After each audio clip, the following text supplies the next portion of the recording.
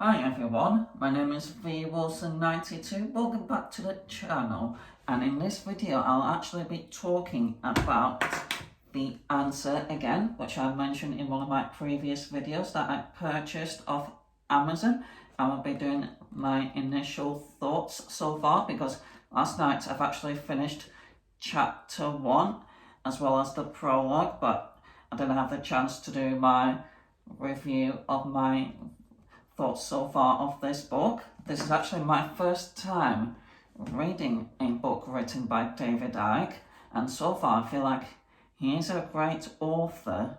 I mean, you don't really have to believe every word that he says, but as long as you keep an open mind and actually give the book a chance, see what David thinks of what's currently going on in the world. Who knows, maybe this book might help you understand what's going on behind the shadows. So, as I mentioned in a previous video, I purchased this off Amazon. I got it discounted through Amazon Prime, and I've made some notes on some topics I'd like to briefly mentioned that I found interesting. But my initial thoughts on the book, particularly the prologue and the chapter 1 that I've read, it's really interesting, and I like how David has actually set out his book. He's got various different sections and subsections within the book, and he even uses some illustrations to better explain some of his points with imagery. And one thing that David likes to refer to the cult is that it's like a spider web sort of thing, which is what he mentioned in the prologue. If I find an excerpt of the spider illustration, let me get to it. So David explains that the compartmentalized web of secret societies, semi-secret and public organizations that allow the spider hidden at the center to impose its agenda on human society. And there's different illustrations of different world leaders and powerful figures in the image. And it's got the spider at the center controlling every aspect of it. And David also mentions that the permanent government actually have more power than the elected government as well. So, for example, over here in the UK, it will be Whitehall Civil Service. They will actually have more power than the Prime Minister potentially.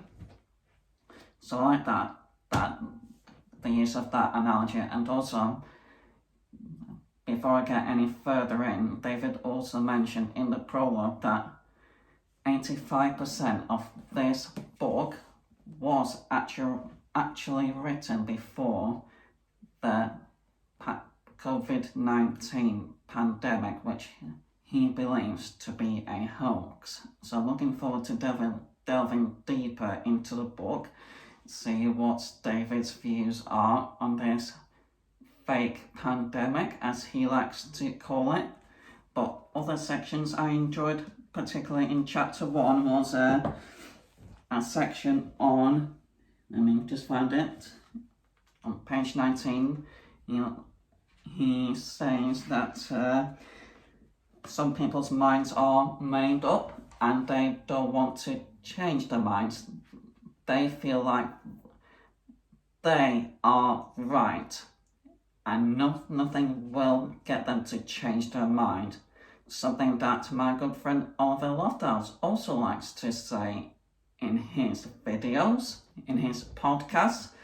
He likes to emphasize, I am right. And that's very true. Some people aren't open-minded.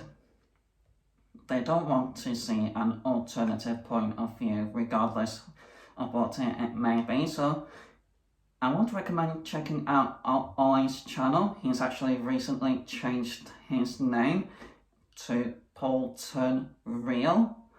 And I think he might have got some inspiration for that name from a certain channel called London Real. I wonder. But anyway, another interesting point in this book that I liked was about time and the perception of time that David got into. It's actually, if I find the illustration, past, present and future are only perceptions. All is happening in the now, which David likes to capitalize. It's happening in the now. So if I've gone a little bit further in, this is what David's examples that he used in this book. Where are you when you think about the past? In the now. Where are you when you think about the future? In the now. Where does the perceived future eventually happen? In the now. Where did the past happen? In the now. And so forth. So everything technically happens in the now. It's just your perception of time. So I also found that really interesting as well. But there's so many different interesting subheadings. I thoroughly recommend checking out this book. And that's just chapter 1 that I've read. Who knows how many more interesting topics there could be. I'm really looking forward to delving deeper and deeper into this book and finding out eventually the answer. Hope you guys enjoyed this video. I may do a future vlog before I get to the end and do a final review of the answer. So potentially stay tuned for another vlog. So please like, comment and subscribe to my channel, and I will see you guys in the next video. Bye bye.